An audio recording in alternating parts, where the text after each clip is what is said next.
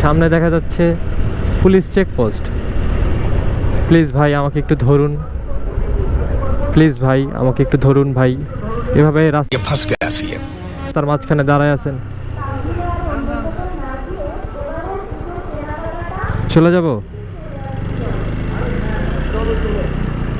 দেখছেন, বলতেছিলাম প্লিজ আমাকে একটু ধরুন ধরুন ধরুন ধরুন বলতে বলতেই আমাকে দাঁড় করাইছে।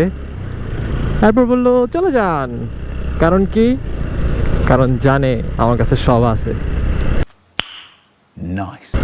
গাড়ির পেপারস, লাইসেন্স, ইন্স্যুরেন্স, কি নাই সব আছে, চেহারা দেখলেই বোঝা যায়।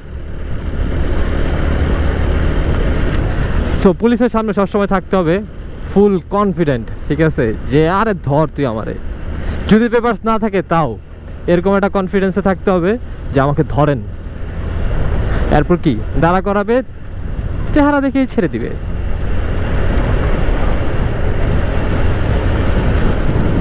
অ্যান্ড সবচেয়ে বড় কথা, ক্যামেরা থাকলে পুলিশ আগে দেখতাম প্রচুর ধরতো, এখন দিয়ে ক্যামেরা দেখলে ছাইড়া দেয়, জানি না কেন।